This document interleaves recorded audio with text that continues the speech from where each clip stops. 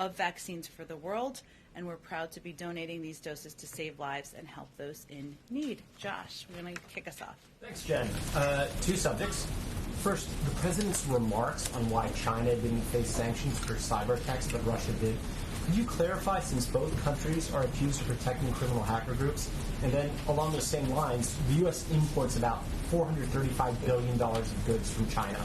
To what degree do economic concerns play a role in how to address cyber attacks? Well, first let me say that today an unprecedented group of allies and partners, including the European Union, the United Kingdom, Australia, Canada, New Zealand, Japan, and NATO, are joining the United States in exposing and criticizing the PRC's Ministry of State Security's malicious cyber activities. And this is the first time NATO has condemned PRC cyber activities. So I would note that we are actually elevating and taking steps to not only speak out publicly, but certainly take action as it relates to problematic cyber activities from China in a different way, but as we have from Russia as well. We are not differentiating. One is, out of the realm of condemnation or out of the realm of consequence from the United States. In terms of the economic pieces, I think you're asking me, give me a little more on your question we're trying to get at. Basically, the U.S. economy depends a lot on Chinese imports. We only get $16 billion worth of goods from Russia. If we were to come with major sanctions on China, is there a risk that we could be hurting our own economy? Well, I would say first that we take cyber actions against our country and against private sector entities quite seriously. The Department of Justice is imposing costs and today announced criminal charges against 4 MSS hackers. These charges address activities concerning a multi-year campaign targeting foreign governments and entities in key sectors.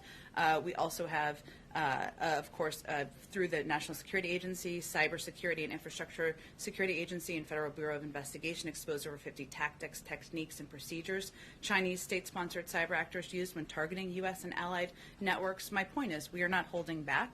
We are not allowing any economic circumstance or consideration to prevent us from taking actions where warrant. And also, we reserve the option to take additional actions where warrant as well. This is not the conclusion of our efforts as it relates to cyber activities with China or Russia. And then, secondly, with Facebook, the president suggested that executives look in the mirror and change their practices. Does that mean the administration isn't considering any regulatory or legal moves to possibly address disinformation on social media? Well, I don't think we've taken any options off the table. That's up to Congress to determine how they want to proceed moving forward. But let me just note that we're not in a war or a battle with Facebook. We're in a battle with the virus. And the problem we're seeing that our Surgeon General elevated just last week is that disinformation traveling through a range of mediums. Some of them are a range of social media platforms. Some of them are media. Some of them are through the mouths of public officials. That bad information, inaccurate information about vaccines is killing people. That's where our concern is, and that's what the president is working to express, and also what the Surgeon General expressed in his report just last week. Go ahead, Steve. Now that you've leveled these charges on China, do you plan to raise them with them? We, of course, will continue to be in touch with Chinese officials at a high level, and that will be the case in these regards as well. Is the Chinese government actively doing the hacking or contracting it out?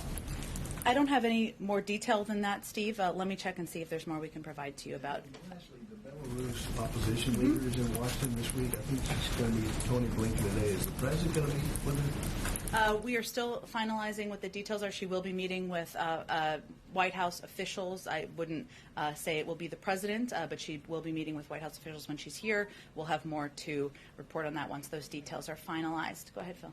Just to follow up, the statements of the Ministry of State Security was directly paying hackers, which was, I think, why it was elevated. The president kind of compared it to the Russia situation, but said that maybe they're protecting, they weren't accommodating them. It doesn't seem to be a direct link, as what the statement said this morning. I'm just trying to square kind of where things stand in terms of how the White House views what's actually transpired. As it relates to the cyber activities and the attribution that was put out earlier this morning?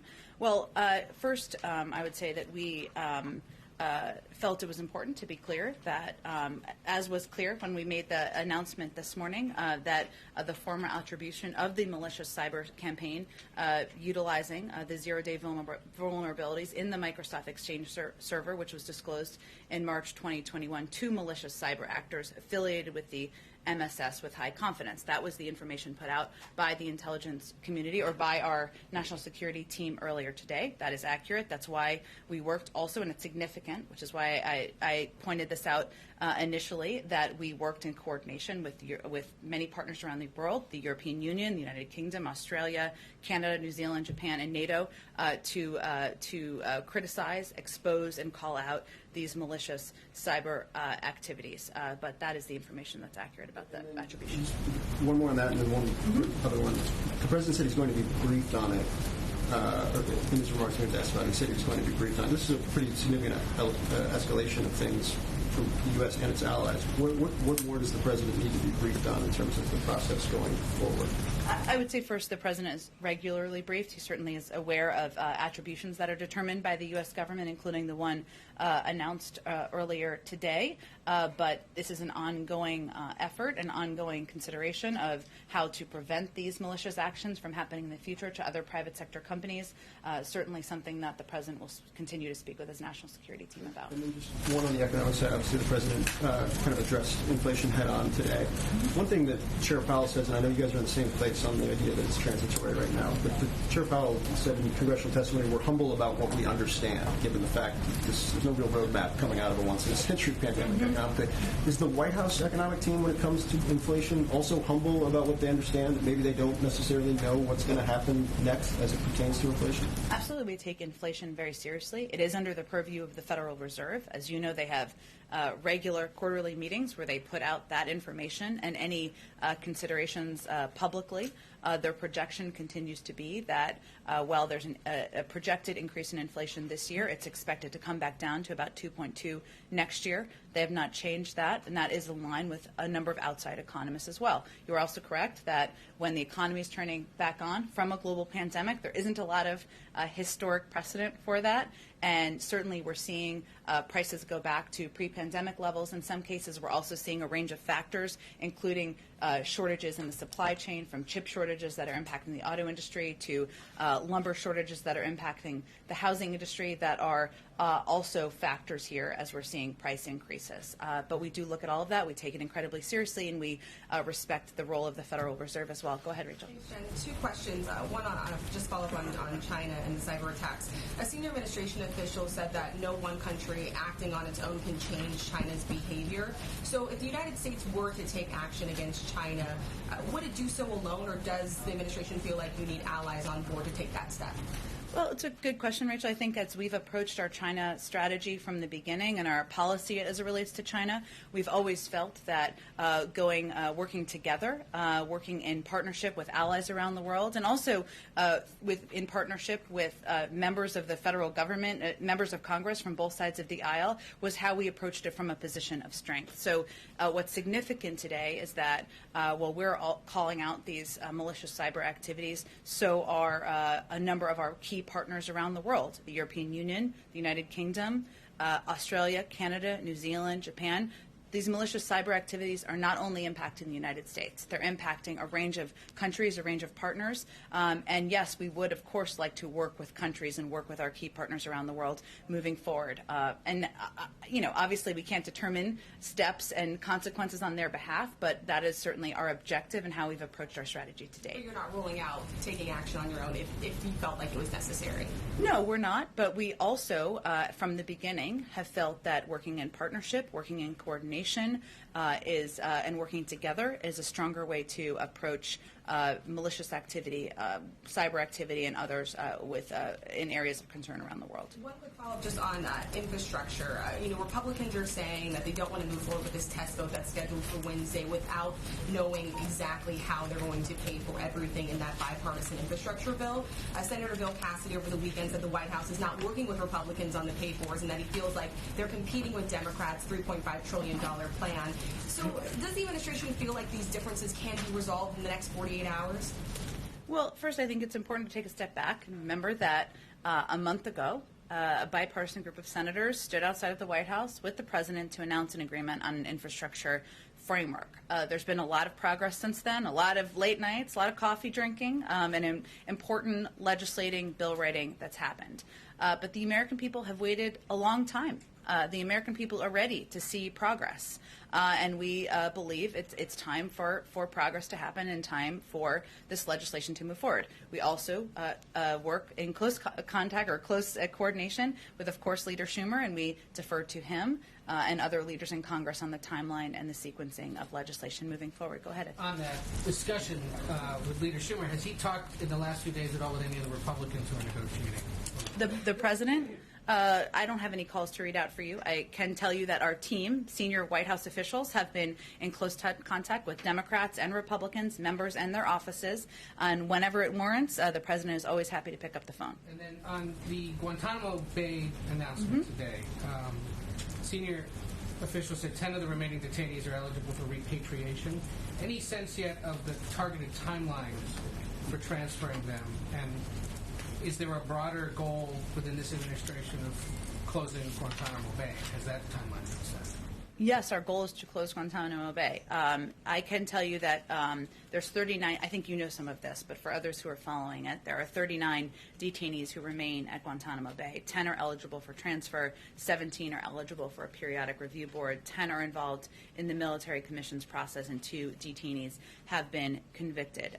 This individual who we announced the transfer of, the Department of Defense announced the transfer of, had started moving through the process during the Obama-Biden administration and was on pause for some period of time over the last 4 years. I don't have a timeline for you. As you know, there's a process. There are different layers of the process, but that remains our goal, and we are considering all available avenues to responsibly transfer detainees and, of course, close Guantanamo Bay. We and a few other outlets have reported that the administration is now planning to send about 2,500 Afghan translators, and I believe members of their family, to Fort Lee in Virginia as they complete the steps to have their legal status in this country reviewed. Will there be other U.S. military bases in the United States also used to house them temporarily? Well, first, any confirmation and final details of military base usage would be from the Department of Defense and the State Department, given they're implementing these programs. I expect they will have more to share with you, Ed. I just want to defer to them, given it is their programs. I will say that when I went through the programs and how the process worked last week, one of the things I tried to note, but I will elevate again here, is that individuals who have completed the process, the security review, the vetting and security process, could be relocated to the United States. That would be certainly U.S. military bases, and the Department of Defense will assess how many of those and how many facilities they would need for those transfers. Two real quick scheduling things. Is the president at all scheduled to meet anytime soon with members of the Texas Democratic House delegation that's here in Washington? I don't have any meetings to preview for you at this point in time. And I hesitate to ask this because I'm only a slight. Don't hesitate. It's okay. Is It's a Tom Monday. Brady joining the Buccaneers here at the White House tomorrow? I've been asked to ask this by several people. It's okay. I don't have the list of Buccaneers attending tomorrow in front of me. We will see if we can venture to get that for you all by the end of the day. Go ahead. Thank you, Jen. And great throw yesterday. Thank you. Thank you very much. I appreciate it. On vaccine hesitancy, as COVID-19 cases rise, if this is becoming a pandemic of the unvaccinated and you guys are having a hard time getting a certain part of the population to go get the shot, would President Biden ever call former President Trump and say, I need your help, let's cut a PSA and tell people to go do it? Well, first I would say that what we've seen in our data is that the most trusted voices are local officials, doctors, medical experts, civic leaders, clergy from time to time, and that is where we've really invested our funding and our resources. We've seen almost every former president play a role in putting out a PSA, making sure people understood in the country that the vaccine is safe and effective. We don't believe that requires an embroidered invitation to be a part of. But certainly any role of anyone who has a platform where they can provide information to the public that the vaccine is safe, it is effective. We don't see this as a political issue. We'd certainly welcome that engagement. And about those Texas Democrats, since the vice president met with these Texas Democratic lawmakers, 5 of them have now tested positive for COVID-19. Is there any safety concern about her spending time around the president until a certain amount of time has passed? Well, first I would say I think the Vice President's office put out that she was tested and that there was no detection of COVID-19. They also put out some specific details about their proximity to the individuals who tested positive as well. We take these precautions incredibly seriously and abide by the guidance of our health and medical experts. Do officials here wish that those Texas Democrats would have been more careful and taken more precautions, like wearing masks on the flight here? Again, I don't think I'm going to be in a position here to assess what safety precautions they may or may not have taken. Obviously, these individuals were out there trying to elevate the issue of an individual's right to vote. We of course, hope everybody abides by public health guidelines. That's what we certainly recommend. But the Vice President, what's important for everybody to know is that the Vice President was tested. She, of course, takes these precautions seriously, and we would follow any advice our public health officials give us. And can you tell us anything else about the nature of her trip to Walter Reed yesterday? Yes, it was a visit that was scheduled for several weeks, long before the visit of the Texas legislators, a routine appointment, which she had again scheduled several weeks ago. Go ahead, Kelly. And just to button that up, she and the president have been in the same room since she had that test. There's no separation of the president and the vice There president. haven't been additional precautions taken, no.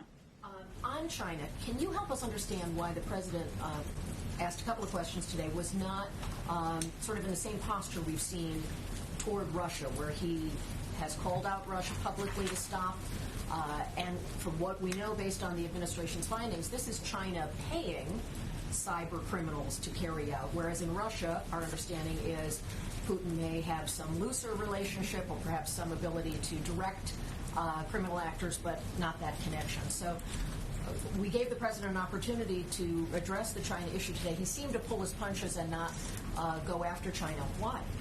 Well, I would say first, Kelly, that was not the intention he was trying to project.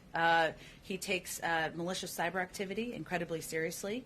The effort and to engage and unite an unprecedented group of our allies and partners was something that was under his direction, and he continues to feel it's important to lead from a position of strength in close coordination with our partners and allies around the world. And he takes malicious cyber activity, whether it's from Russia or China, whomever the actors may be, quite seriously. And I think our efforts to lead on this should be an indication of that.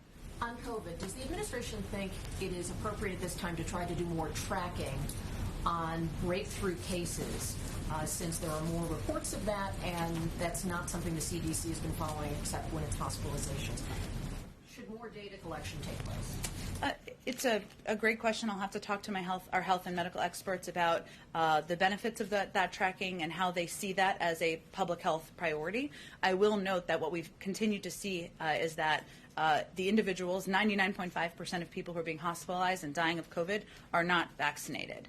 The individuals who have gotten COVID, I should say, a number of these individuals we've been talking about from a public manner have been getting mild cases, have not been hospitalized. That's, of course, no one's preference to get any form, but they've been asymptomatic, and that is showing that the vaccine is actually working. Go ahead. Yeah, on the virus, the president spoke this morning about the economic boom the country's undergoing, but stock and oil prices fell today in part because of rising concerns about the Delta variant. Is the administration, is the president considering reinstating mask requirements at all, both for health but also for economic reasons? Well, first I would say that our health and medical experts look closely at the broad swath of data across the country. And I would remind you all that almost 70% of adults are still vaccinated in this country. We are not in the place we were 2 months, 3 months, 6 months ago as it relates to our fight with the virus. It is still underway. We are still battling the virus. There's no question. And as the president said just on Friday, this has become a pandemic of the unvaccinated, in that is where we are seeing hospitalizations, where we are seeing deaths. We certainly have seen, of course, have seen the movements in the stock market. We also know that unemployment is down, economic growth is up, job creation is up, wages are up, and we can assure people we are still at war with the virus, even as we've seen progress made over the last several months. We're also on COVID. I'm sure you've seen an alternate on the women's gymnastics team has tested positive while in Japan. Any specific precautions the White House is taking with the First Lady's travel to ensure her safety as she goes over there? Well, first, we are aware of course, COVID-19 cases among a handful of athletes. We're monitoring the situation, wishing a speedy recovery to those who have tested positive. Public health remains a central priority for the Games. The government of Japan and the IOC have very strict protocols, and they are taking careful safety precautions to keep the athletes and the public safe. Nothing has changed in terms of our plans for the U.S. delegation. Our team will be following very strict safety and health protocols, limiting engagement with the public and keeping our footprint as small as possible. Our COVID team at the White House, as well as health officials at the IOC and the government of Japan, all agree that the stringent protocols and health measures in place will keep them safe. But of course, we continue to monitor individuals who are getting Specific with the First Lady's travel? There is nothing new. Nothing has changed as it relates to her travel or the travel of the delegation. Go ahead. Earlier today, the president said he wasn't sure whether Facebook had done enough since last week to combat misinformation. Is there anything that the White House can point to generally that perhaps indicates that the companies are getting the message? Well, I think it's as I kind of started off in response to Josh, I would just go back to the point that our fight is not with one social media platform. It is with the virus. And we have a role, everybody has a role in combating misinformation. In terms of monitoring whether there have been steps that have been taken, I mean, there are things that you all can assess. There's no secret monitoring, right? You all can assess as media organizations and companies as well. Do you have access to information from these platforms as to who is receiving misinformation? I don't think that information has been released. Do you know how the algorithms are working at any of these platforms? I don't think that information has been released. But again, this is not about one platform. This is about misinformation that we're seeing travel around into the minds, the inboxes, the minds, of individuals, of people around the country. Inaccurate information that is preventing people from taking the step to getting vaccinated, and that is, of course, a public health concern for us. One quick follow-up, just to button it down, on the Senate calendar for Wednesday. Yeah. So the White House has no pause at this point about going forward with the cloture vote on Wednesday? It is the decision of the Leader Schumer on the timing and the schedule of these Senate votes. I will note again that it has been about 4 weeks since the president and bipartisan members stood outside together and announced an agreement. Lots of work has happened. Lots of good work together. Bipartisan work has happened. But we believe it's time to move forward with this vote, with congressional action. Go ahead, Ann. Too quickly on Guantanamo, and then I have one other thing. Can you be a little more precise about what the president's timeline is for closure of Guantanamo? For example, does he think, as some advocates have suggested, that it should be closed in his first year in office? If not, does he have a deadline? I don't have a new deadline to outline here for you today. So just closure when it can be closed? Well, as you know, Ann, there are several components of this process. It includes notifications and consultations with Congress. It's not something where one individual, even the President of the United States, can do it on his own. And then on military commissions, 10 of the remaining 39 detainees are eligible for military commission prosecution. Mm-hmm. As you know, the chief prosecutor has retired with no announcement of a replacement ahead of the first major trial of the Biden administration under that protocol. What is the administration's plan for military commissions, and does the president continue to believe that it is an appropriate way to deal with the remaining detainees?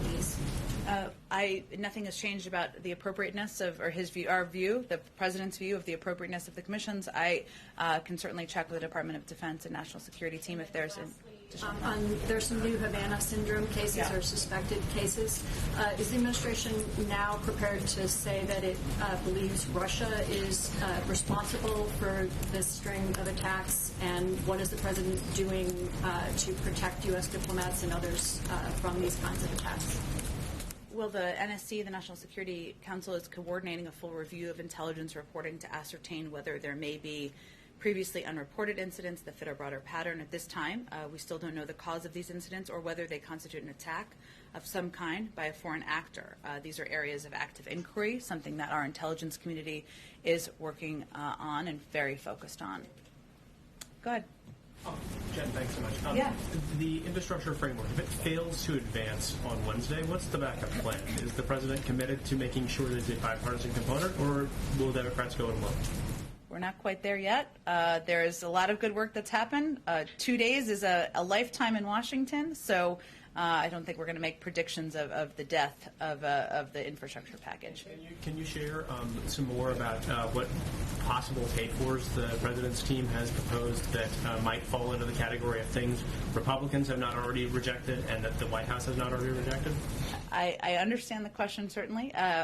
Those conversations and discussions are being had among the bipartisan group that is finalizing this piece of legislation. And while there was agreement, of course, on the support for the IRS step that would have just ensured that some of the wealthiest Americans paid what they owed in taxes, some have backed away from that. There are other ways that they're discussing. We're open to alternatives, very open to alternatives from this end, but we'll let those conversations happen privately and be supportive of them from our end. Go ahead. Question. The president was, of course, insistent that the pay-fors not include an increase in the gas tax, but the agreement does rely on things like public-private partnerships that typically use tolls to pay for the infrastructure. So can you talk about the difference in user fees? Is it why is tolling and other user fees okay, but gas taxes are not as a mechanism for paying for some of this? I mean, his fundamental base point is that we can't raise taxes for individuals making less than $400,000 a year. In terms of the specific tolling pay for, I'd have to get more specific details on that, but in his view, nothing violates his commitment on the $400,000. Jen. Go ahead, Karen. Thanks, Jen. The American Academy of Pediatrics today recommended that everyone wear a mask in schools this fall, regardless of their vaccination status, but that's the only way to keep kids safe. The CDC guidance does not go that far. It says if you are vaccinated, you can go without a mask, but locals could decide universal masking. We've heard you say repeatedly that the president leans on his trusted medical and health advisors, but would the president like to see masking in all schools this fall?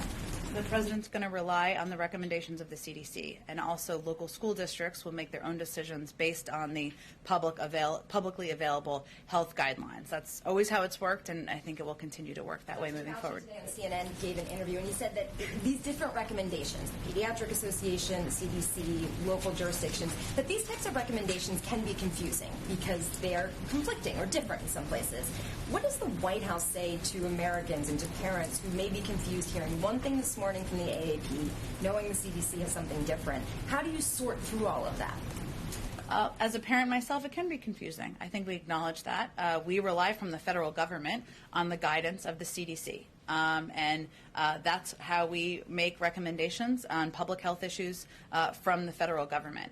There will be different decisions made by school districts, just like there will be different decisions made by local communities. We certainly understand and recognize that, but we will continue to rely on the CDC for guidelines and guidance. Go ahead. So now that caseload numbers are rising with the Delta variant, is there something that the Biden administration wished it had done differently to avoid getting to this point to get us to a better position by now? Well, I don't know that there were many people who were predicting different impacts of different variants over time. I mean, the steps that we took, we ensured there was enough vaccine across the country and in communities to make sure anybody who wanted to get vaccinated could get vaccinated.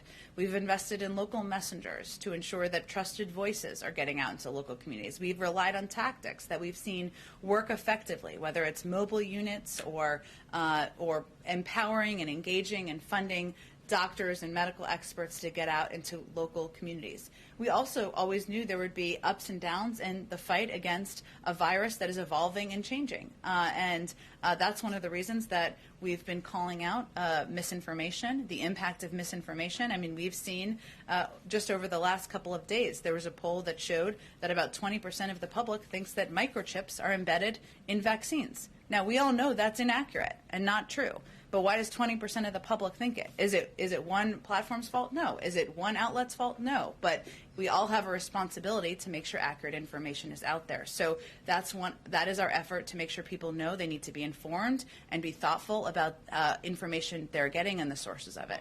On the cybersecurity issue, obviously the attribution to China today of the ransomware attack. Does the United States use ransomware attacks in its cyber offensive programs? I don't have anything about our intelligence or use of cyber actions or intelligence that I'm going to convey from here. Go ahead. Misinformation. Oh, go ahead. I'll go to you. Let me just go like that. Go ahead. Go ahead. Does the President believe that those who mislead Congress should be prosecuted? Who mislead Congress? Yeah, I mean, it's the Department of Justice's decision not to prosecute Wilbur Ross. Just wondering if there's a general rule of whether he feels they should be prosecuted if they mislead I would Congress. point you to the Department of Justice on that case. I don't have any more details from here. Go ahead. Follow up on misinformation on social media. I heard you say that all options are on the table, including maybe legal. Would that mean potential legal action against the 12 that have come of concern for misinformation? All I was conveying is I'm not taking, I think the question was about legislative action, and I said that's up to Congress, and I'm not here to take options off of the table. That's Congress's purview to determine how they're going to move forward. Straight. And a follow-up, does that mean if it's up the purview of Congress that the administration or President Biden is seeing Section 230 a little differently, reforms to Section 230 that protect social media companies for third-party information?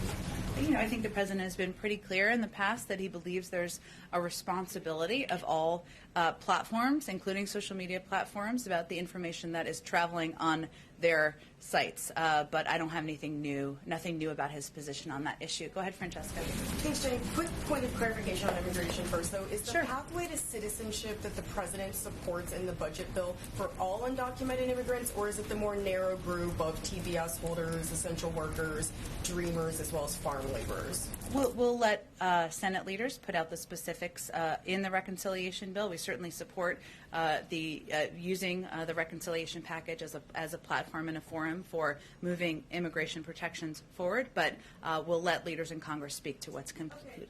And on voting rights, is the White House worried that if new federal voting legislation does not pass before August 6th, which is the anniversary of the signing of the Voting Rights Act of 1965, that it won't happen before next November? I don't think we draw that timeline conclusion, no. Go ahead. Oh, go ahead, Osman. Go ahead. Go ahead, Osman. On immigration, some leading immigration advocates have suggested they do expect the Supreme Court to uphold Judge Keenan's ruling on deferred action for child arrivals program. At this point, does the administration have any other options to protect DACA or Dreamer kids, or is really a congressional route the only route that you all see? I think, as the president's statement made clear, a congressional route is the way to make it permanent. And certainly our Department of Justice has also indicated their intention to fight this effort even after the ruling on Friday as well. So any interim actions, I guess, before Congress were to act, specifically on the DACA program? I think, again, as the statement made clear, congressional action is the way to make it permanent. And that's something the president has long supported and will continue to advocate for. Go ahead. Going back on voting rights real quick, I spoke with Texas State Representative Bowers this morning, who now says it's actually 6 members who have COVID there in the delegation. But she said that they are worried that nothing's going to come from the administration by that August 6th when special session ends. And so she's wondering, is there any kind of movement that we can see from the president coming out by that time? I know we still don't, we don't know if there's going to be anything on the schedule, but is there anything that he's planning to say or do? Do you mean the passage of the voting right of the bill, or what do you mean exactly? What are they expecting in terms of the passage of the legislation, or what are? They're worried that nothing is going to happen by August the 6th. And so that was a big concern when I spoke with her this morning, that there's no movement that's going to be coming from the administration. Well, it would require Congress passing the For the People Act for the president to sign it into law. He can't, the action would be first on Congress, not on the president. Coming out and saying, I know we've already talked about the filibuster like 50 million times. Beyond the speech he gave last week? Yes. That is exactly right there. I think he will continue to advocate for voting rights as a fundamental right for people across the country. That is something he gave a major speech on 6 days ago, and he will continue to look for opportunities to elevate that moving forward as well. Absolutely. Go ahead. Thanks, Jen. I have a follow-up to Peter's question about Trump, and I have my own vaccine question. In my follow-up, even if the administration doesn't partner with the former president, would it consider highlighting or acknowledging in a greater way his role in creating the vaccines to assure the rural voters who still support President Trump but are hesitant to get the vaccine? Well, I think do you have data to suggest that that's the issue that's preventing people from getting vaccinated? Well, we're seeing that the communities that have the lowest vaccination rates did seem to vote for President Trump. Okay, but what I'm asking you is if information related to whether or not the former president got credit is leading people not to get vaccinated, or is it information like microchips in vaccines and it causing fertility issues, causing health issues? Because you're drawing a few conclusions there that I haven't seen in data, but maybe you have that information to provide. No, but I think it's an issue. I mean, I think it's a common sense that these are people who've supported him. These are people who are hesitant to get vaccinated. I don't think it takes a lot to draw the conclusion. Well, let me be very clear. Our objective is to ensure all Americans will get vaccinated. That would be, of course, we'd love that. Democrats, Republicans, independents. It's not a political issue to us. The virus does not look at people's party affiliation. We recognize that. The president's going to govern for all people. What I'm conveying to you is you're jumping to a few conclusions that I don't think data backs up in terms of what the impacts are. And what we're seeing is that misinformation traveling in a range of means, whether it's social media platforms, some forms of media, some elected officials, is having the biggest factor as it relates to individuals not getting vaccinated because people don't have access to accurate information. Go ahead. Thank you, Jen. The president is about to meet with the King of Jordan shortly. This visit comes at a pivotal time, considering what's happened in Jordan, the constant attack on U.S. forces in Syria and Iraq, and the Israeli government, to name a few. Does that mean that the White House is paying more attention now to the Middle East? And what do you hope this visit will achieve? Well, we have been paying quite a bit of attention, we would argue, to the Middle East and a range of issues that you've highlighted, Nadia, whether it is the attacks that we've seen on bases in parts of the Middle East, or whether it is our desire, of course, to even move forward on lasting peace between the Israelis and the Palestinians. And Jordan has been a key partner for some time, long before President Biden took office, to the United States, through many presidents in these efforts, in these endeavors. So sorry, this is an aggressive fly. During the meeting today, I apologize. It is. During the meeting today, we hope this will be an opportunity to highlight the enduring and strategic partnership between the United States and Jordan, a key security partner. So also an opportunity to discuss the many challenges facing the Middle East and showcase Jordan's leadership role in promoting peace and stability in the region. And certainly we expect that everything from Middle East peace to security in the region to be points of discussion, to Syria, to be points of discussion during the meeting this afternoon. We'll have a readout after the meeting concludes. Go ahead. Go ahead. Thank you, Jen. Go ahead. We'll go to you next. Go ahead. Yeah. Let me take you to Ethiopia. Yeah. And U.S. and other countries have been supporting and into the fighting in Ethiopia's Tigray region. And as the first step to end the fighting, the government of Ethiopia declared a unilateral ceasefire, pulled out troops from the region. But TPLF, the Tigray Liberation Front, rejected the ceasefire, calling it a sick joke. And TPLF continues the war, especially by deploying child soldiers in this conflict. And if the war continues, there is thousands and thousands of people will die. What is the Biden administration statement on TPLF's refusal to accept the ceasefire and the use of children as soldiers? Well, certainly we take security and stability in Ethiopia quite seriously. I would point you to the State Department. I know my colleague Ned Price is briefing later this afternoon and give you more details on what our work is in engagement and our view from the U.S. government. Go ahead. Is the White House seeking any meetings with social media companies when you're talking about misinformation? We have been in regular touch from the beginning of the administration, because we knew from the beginning that misinformation or disinformation and how it would travel out there into the world was going to be a challenge. So that has been something that has been ongoing since the beginning of the administration. I also wanted to ask you, someone asked earlier about Republicans backing off the idea of increasing funding for the IRS. Yep. Or when you're talking about that and the president being open to other proposals, are you talking within the framework, the bipartisan framework, or the reconciliation package, or both? The bipartisan framework, that's the deal. We're kind of, that is the discussion with Republicans. Of course, we would welcome Republican support for the reconciliation package, but we're talking about specifically the pay-fors on the bipartisan infrastructure framework. Go ahead in the back. Thank you. Will the White House publicly release information on posts that it considers misinformation on vaccines that it's asked Facebook to block? First of all, we've not asked Facebook to block any individual posts. The way this works is that there are trends that are out there on social media platforms. You're aware of them.